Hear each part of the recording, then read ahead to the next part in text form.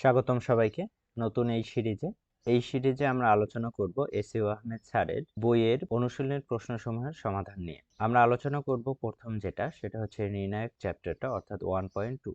এখানে যে বইটাকে আমরা ফলো করতেছি সেটা হচ্ছে যারা এইচএসসি 24 ব্যাচ তাদের জন্য যে বইটা সেই বইয়ের আঙ্গিকে আমি প্রশ্নগুলোকে সাজিয়ে নিয়েছি এবং সেই অনুযায়ী আমরা অ্যান্সার করব। চলো আমরা শুরু করে দেই। প্রথম যে প্রশ্নটা আছে এটাতে আমাদের কি বলছে, এটার মান বের করতে বলছে। আমরা মান বের করার জন্য যে কোনো সারি বা যে কোনো কলাম বরাবর বিস্তার করব। আমরা কি করলাম, প্রথম সারি বরাবর বিস্তার করে কথাটা লিখে ফেললাম। আমরা প্রথম সারি বরাবর বিস্তার করে, সারি বরাবর বরাবর বিস্তার করে বিস্তার করে আচ্ছা, প্রথম সারি বরাবর বিস্তার করার জন্য আমাদের একটা বিষয় একটু জানতে হবে, সেটা হচ্ছে নির্ণায়কের চিহ্নটা আসলে কি, শুরু হবে plus minus plus then minus plus minus then plus minus plus, এরকম ভাবে রিপিটেশন ঘটবে। এখন আসি আমরা প্রথম সারির এই 16 যখন নেব, এই 16 নিলাম, ওর বরাবর সারি কলাম বাদ, তাহলে ওর বরাবর সারি হচ্ছে এইটা, এটা বাদ, ওর বরাবর কলাম হচ্ছে এই বরাবর, এটা বাদ, বাকি যারা থাকে তাদের দ্বারা গঠিত নির্ণায়ক আমাকে নিতে হবে 7 10। দেন পরের পজিশনে -5 বসাইতে হবে। কেন, এখানে আমরা দেখতে পাচ্ছি পজিশন অনুযায়ী এখানে আছে মাইনাস আছে, সো মাইনাস লিখে ফেললাম। এবার আসি আমরা 5 যখন নিয়ে নেব, ওই বরাবর সারি ওই বরাবর কলাম বাদ যাবে, তাহলে এই বরাবরের কলামটা বাদ যাবে, গেলে থাকে কি 12 আর 17 থাকে 12 17, এইদিকে থাকে 7 10। পরবর্তীতে আসি আমরা প্লাস 9। এবার আসি 9 বরাবর সারি এই বরাবর বাদ চলে যাবে, এই বরাবর কলামটাও বাদ চলে যাবে। যখন বাদ চলে যাবে তখন আমাদের বাকি থাকবে কি 12 17, আর এখানে থাকবে 4 6, এরকম থাকে। এখন আমরা জাস্ট এটা ক্যালকুলেশন করলে যা পাবো তাই হচ্ছে অ্যান্সার 16। নির্ণায়কের মান বের করার পদ্ধতি হচ্ছে এই বরাবর গুণ মাইনাস এই বরাবর গুণ, এই বরাবর গুণ করলে হবে 40 মাইনাস এই বরাবর গুণ করলে হবে 42 মাইনাস 5 ইন্টু, আবার সেম জিনিস আমরা এখানে যদি হিসাব করি, এই বরাবর গুণ করলে হচ্ছে 120, আর এই বরাবর যদি গুণ করো তাহলে দেখা যাবে 119 আসবে, প্লাস এই বরাবর 9 ঠিক থাকলো, এই বরাবর গুণ করলে হচ্ছে 72 হবে, মাইনাস যদি আমরা এই বরাবর গুণ করি তাহলে কত হবে 68 হবে।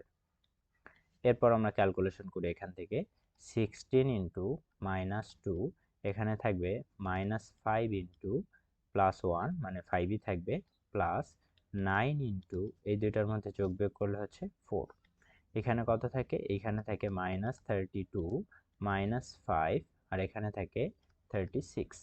ক্যালকুলেশন করি যদি আমরা, তাহলে ক্যালকুলেশন করলে কত থাকে 37 -37 +36 ইকুয়াল হচ্ছে -1। তাহলে এই কোশ্চেনটার অ্যান্সার আমাদের কত, এই কোশ্চেনটার অ্যান্সার হচ্ছে আমাদের -1।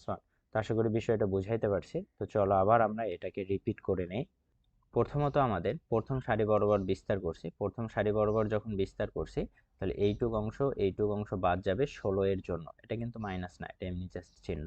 তাহলে 16 এর জন্য এই বরাবর সারি এই বরাবর কলাম বাদ, বাকি যে উপাদান থাকে 4 7 6 10 এদের দ্বারা একটা নির্ণায়ক গঠন করছি।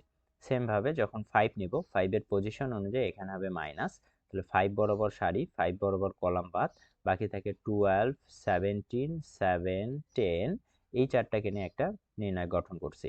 দেন যখন আমি 9 নিব, 9 নিলে এই বরাবর সারি এই বরাবর কলাম বাদ, থাকে 12 4 17 6, তাই আমরা লিখছি 12 4 17 6। এরপর আমরা জাস্ট ক্যালকুলেশন করছি, উপর থেকে নিচে গুণ মাইনাস নিচ থেকে উপরে গুণ, এটা লিখছি, উপর থেকে নিচে গুণ মাইনাস নিচ থেকে উপরে গুণ।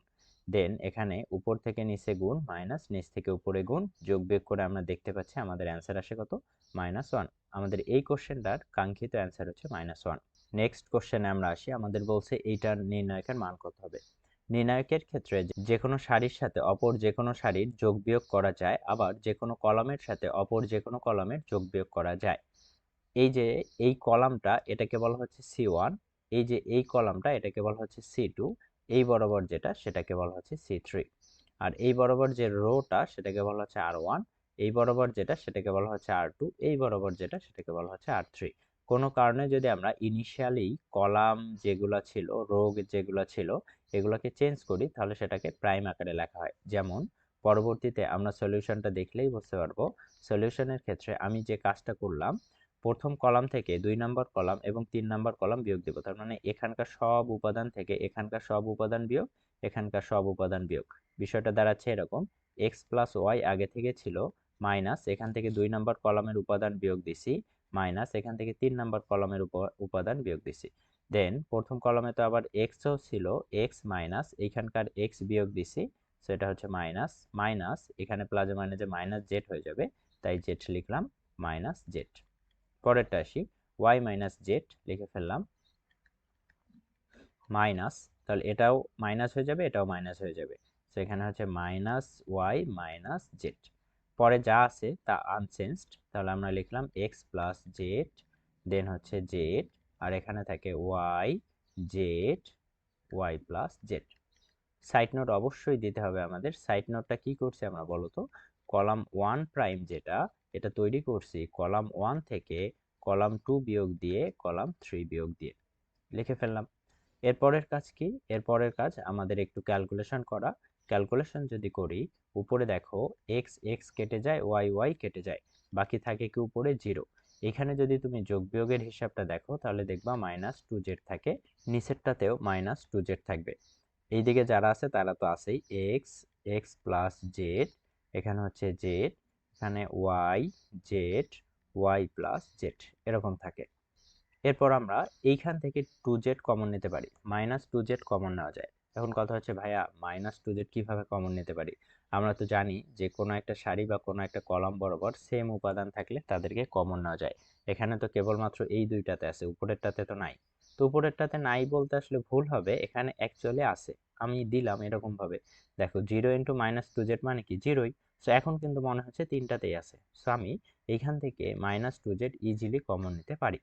যখন আমি মাইনাস টু জেড কমন নিব, বাকি থাকে কি বলতো, 0 1 1, এখানে থাকে এক্স এক্স প্লাস জেড, এখানে থাকে জেড, দেন এখানে থাকবে কি Y Z, Y plus Z, এরকম থাকে। এরপর আমরা এই প্রথম কলাম বরাবর বিস্তার করব, তাহলে এখানে আমরা বাংলা কথাটা লিখে নেব, প্রথম কলাম বরাবর বিস্তার করে। প্রথম কলাম বরাবর বিস্তার করে এখন আমরা এখান থেকে লিখি, দেখো মাইনাস টু জেড ঠিক ছিল, এটা আছেই। যখন আমরা জিরোর কেসটা নিব, তাহলে জিরোর কেজে 0 × ওই বরাবর সারি ওই বরাবর কলাম বাদ বাকি যারা থাকবে তাদের দ্বারা গঠিত নির্ণয়, আলটিমেট সেটা কি হবে, 0ই হবে, যেহেতু জিরোর কেজে আমরা হিসাব করতেছি। এটা না লিখলেও হয়, তো আমরা এটা লিখবো না, ডিরেক্ট ওয়ানের কাছে আসবো। যখন ওয়ান বরাবর নিব, ওয়ানের পজিশন অনুযায়ী এখানে হবে মাইনাস, দেন ওয়ান বরাবর সারি এই বরাবর বাদ, ওয়ান বরাবর কলাম এই বরাবর বাদ, উপরে থাকে এক্স ওয়াই, আমরা লিখলাম উপরে থাকে এক্স ওয়াই, আর নিচে থাকে জেড ওয়াই প্লাস জেড, এখানে হচ্ছে জেড ওয়াই প্লাস জেড।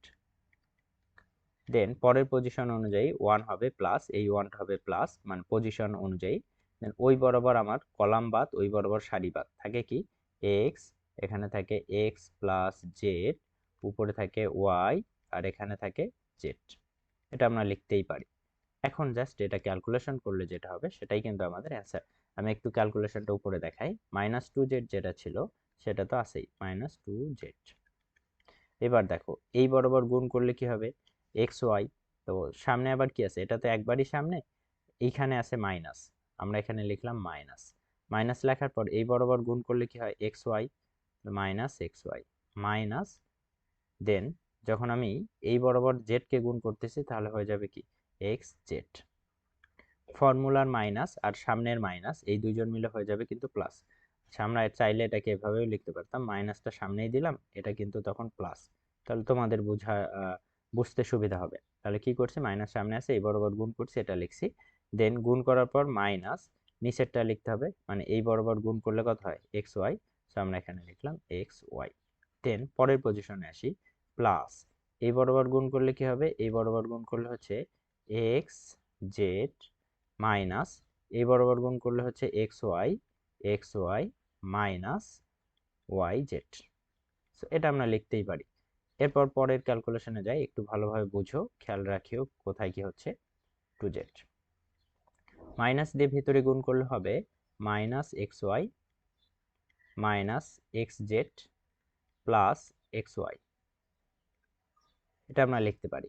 এটা অ্যাকচুয়ালি এক্স না, এটা ছিল আমাদের জেড, তো এটা হচ্ছে জেড এক্স বা ওয়াই জেড, এটা হচ্ছে ওয়াই জেড।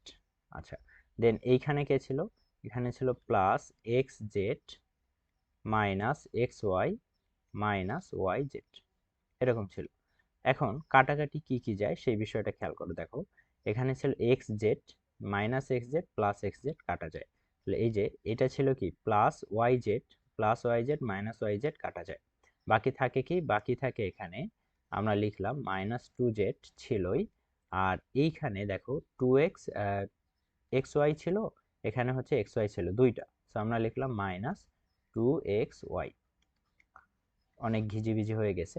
দেন এইখান থেকে খেয়াল করো, মাইনাস টু গুণ হইলে 4 হবে, এক্স ওয়াই জেড গুণ হয়ে যাবে, তাহলে 4 xy z। এটা কিন্তু আমাদের এই কোশ্চেনটার কাঙ্ক্ষিত অ্যান্সার। আশা করি বিষয়টা বুঝাইতে পারছি। প্রথম কথা হচ্ছে আমরা এই প্রপার্টিটা ইউজ করছি, প্রপার্টি ইউজ করে সিম্পলিফিকেশন করছি, এটা পাইছি।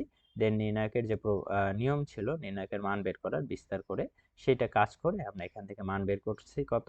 4 xy z। এক থেকে আমাদের লাস্ট কোশ্চেন হচ্ছে এটা। আমরা এই কোশ্চেনটা সমাধান করার আগে কয়েকটা প্রপার্টি সম্পর্কে জানবো। এটাকে আমি ওমেগা বলবো। ওমেগা সম্পর্কে আসলে তোমাদের ধারণা নাই, যেহেতু তোমরা সেকেন্ড পার্ট পড়ো নাই। সেকেন্ড পার্টে তোমাদের জটিল সংখ্যা নামে একটা চ্যাপ্টার আছে, সেখানে বলা আছে কিউবিক রুট অফ ওয়ান, মানে ওয়ানের ঘনমূল করলে তিনটা মূল পাওয়া যায়। একটাকে বলা হয় ওয়ান, একটা হচ্ছে ওমেগা, আর একটা হচ্ছে ওমেগা স্কোয়ার। জাস্ট কয়েকটা বিষয় জানা উচিত, এতটুকু জেনে রাখো। এটা আমরা বুঝলাম। এরপর হচ্ছে omega to the power cube যদি হয় এর ভ্যালু হবে ওয়ান, দেন ওয়ান প্লাস ওমেগা স্কোয়ার, এটার ভ্যালু হবে জিরো। আর একটা বিষয় মনে করো তোমাকে বলে দিছে ওমেগা টু দি পাওয়ার 16, এটাকে সিম্পলিফাই করে লিখতে চাও। সিম্পলিফাই করে লেখার নিয়ম হচ্ছে তুমি এই 16টাকে 3 দিয়ে ভাগ করবা। 3 দিয়ে ভাগ করলে 15 পর্যন্ত যায়, ভাগশেষ হিসাবে থাকে আমাদের ওয়ান, তাহলে ওমেগার পাওয়ার হবে অবশিষ্ট সেই ভাগশেষটা, অর্থাৎ ওমেগা টু দি পাওয়ার 16ও যা, ওমেগা টু দি পাওয়ার ওয়ানও সেম। এখন আমরা এই ক্যালকুলেশনে আসি, চলো। প্রথম আমরা সারি অথবা প্রথম কলাম বরাবর বিস্তার করব। প্রথম সারি বরাবর বিস্তার করে বাংলা কথাটা লিখবা, প্রথম সারি বরাবর বিস্তার করে। সো প্রথম সারি বরাবর বিস্তার করলে প্রথমে আমরা ওয়ান নিব, ওয়ান নিলে এই বরাবর বাদ, এই সারিটা বাদ, এই কলামটা বাদ, থাকে কি? Omega square one, one minus omega. Then পরে মাইনাস, আবার এই পজিশনে দেখো, এই পজিশনে আছে মাইনাস ওমেগা, সো এখানে হবে মাইনাস ওমেগা। ওর বরাবর সারি বাদ, ওর বরাবর কলাম বাদ, ওর বরাবর কলাম বাদ দিলে মাইনাস ওমেগা ওমেগা স্কোয়ার থাকে, মাইনাস ওমেগা ওমেগা স্কোয়ার থাকলো। দেন বাকি থাকে ওয়ান মাইনাস ওমেগা। পরে আসি আমরা, পরে নিতে হবে ওমেগা স্কোয়ারকে। ওমেগা স্কোয়ারকে যখন নিব ওর বরাবর বাদ দিলে দেখো ওমেগা স্কোয়ার বরাবর সারি, ওমেগা স্কোয়ার বরাবর কলাম বাদ, মাইনাস ওমেগা ওমেগা স্কোয়ার থাকে, মাইনাস ওমেগা ওমেগা স্কোয়ার থাকে, ওমেগা স্কোয়ার ওয়ান থাকে। এটা আমরা লিখে ফেললাম। এখন আগের নিয়ম অনুযায়ী আমরা এখান থেকে লিখব কি? ওয়ান ইন্টু এই বরাবর গুণ করো, এই বরাবর গুণ করলে মাইনাস ওমেগা কিউব হবে। দেন ফর্মুলা অনুযায়ী এখানে মাইনাস হবে, মাইনাস ওয়ান ইন্টু ওয়ান মানে ওয়ান, লিখে ফেললাম। মাইনাসে মাইনাসে প্লাস ওমেগা হবে। দেন এই বরাবর গুণ করো, মাইনাস ওমেগা গুণ করলে হচ্ছে প্লাস ওমেগা স্কোয়ার, মাইনাস এই বরাবর গুণ করলে হচ্ছে ওমেগা স্কোয়ার, এই বরাবর গুণ করলে। দেন পরেরটাতে আসি আমরা, প্লাস ওমেগা স্কোয়ার, এবার এই বরাবর গুণ করলে হচ্ছে মাইনাস ওমেগা, লিখে ফেললাম minus omega, minus omega square into omega square গুণ করলে হবে ওমেগা টু দি পাওয়ার 4, এটা আমরা লিখতে পারি। এখন আসি ওমেগা কিউবের ভ্যালু কত? ওমেগা কিউবের ভ্যালু হচ্ছে ওয়ান, সেখানে হচ্ছে মাইনাস ওয়ান অর্থাৎ মাইনাস টু থাকবে, প্লাস এখানে দেখো omega square minus omega square মানে জিরো, সো পরের পোর্শনটা জিরো হয়ে যাচ্ছে। সো ডিরেক্ট আমরা এখানে আসি ওমেগা স্কোয়ার, ওমেগা ঠিক আছে মাইনাস ওমেগা, এবার আসি মাইনাস ওমেগা টু দি পাওয়ার 4, এটাকে 3 দিয়ে ভাগ দিলে ভাগশেষ হচ্ছে ওয়ান, তাহলে এটা অ্যাকচুয়ালি আমরা লিখতে পারি omega to the power one অর্থাৎ ওমেগাই। এখান থেকে আমরা পাচ্ছি minus two plus omega square, এখান থেকে পাচ্ছি মাইনাস টু ওমেগা। এরপর এখান থেকে ক্যালকুলেশন করো, মাইনাস টু মাইনাস প্লাসে মাইনাসে minus two into omega cube. Omega কিউবের ভ্যালু কত বলছি আমরা? ওয়ান বলছি। সো মাইনাস টু ইকুয়াল হচ্ছে মাইনাস ফোর। তাহলে এই কোশ্চেনটার অ্যান্সার আমাদের কত দাঁড়াবে? মাইনাস ফোর দাঁড়াবে। বিষয়টা আবার আমরা রিপিট করি শুরু থেকে। প্রথম কথা হচ্ছে আমরা কয়েকটা অজানা বিষয় নিয়ে একটু ধারণা নিচ্ছি, সেটা হচ্ছে 1 ওমেগা ওমেগা স্কয়ার হচ্ছে 1 এর ঘনমূল, ওমেগা কিউবের ভ্যালু হচ্ছে 1, 1 প্লাস ওমেগা স্কয়ারের ভ্যালু হচ্ছে 0। ওমেগা টু দি পাওয়ার যে কোনো পাওয়ারকে সিম্পলিফাই করার নিয়ম হচ্ছে 3 দিয়ে ভাগ করব, 3 দিয়ে ভাগ করলে ভাগশেষ যেটা হবে ওমেগার পাওয়ার তাই হবে, এটা লিখছি আমরা। এরপর আমরা যখন এখানে ক্যালকুলেশন করছি, ক্যালকুলেশনের ক্ষেত্রে 1 ইন্টু প্রথম সারি বরাবর যখন হিসাব করব, তাহলে 1 নিলাম, 1 নিলে এই বরাবর সারি এই বরাবর কলাম বাদ, বাকি থাকে ওমেগা স্কয়ার 1, 1 মাইনাস ওমেগা, তাদের নিয়ে একটা নির্ণয় গঠন করতেছি। দেন আমরা পরে মাইনাস ওমেগাকে নিছি, চিহ্ন অনুযায়ী এখানে থাকবে মাইনাস, আর এখানে মাইনাস ওমেগা থাকার কারণে মাইনাস ওমেগাই আছে।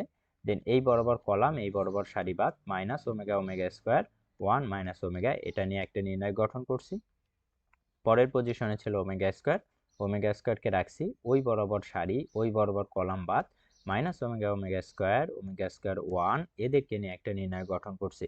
দেন নির্ণায়কের যেভাবে মান বের করতে হয়, উপর থেকে নিচে গুণ মাইনাস নিচ থেকে উপরে গুণ, সেভাবে আমরা মান বের করছি এবং এই প্রপার্টির যেটা ইউজ করা দরকার ছিল আমরা সেটা ইউজ করছি। লাস্ট পর্যন্ত আমরা অ্যান্সার পাইছি কত, -4। আশা করি বিষয়টা বুঝাইতে পারছি।